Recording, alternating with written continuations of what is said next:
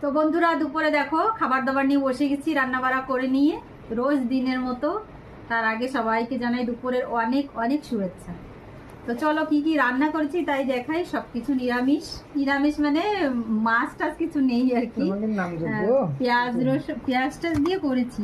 এই দেখো প্রথমে তার সবজিটা দেখাই। এই 2 রকমের কলা, কাঁচকলা আর বিচি কলা।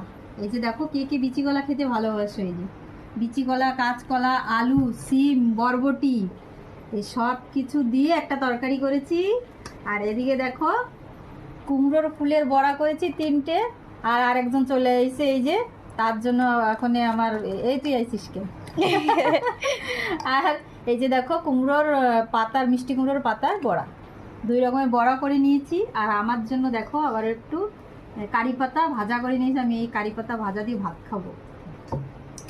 আর এই যে একটু উস্তে সিদ্ধ আছে, উস্তে সিদ্ধ মা আর আমি খাবো, আর কেউ খাবে না।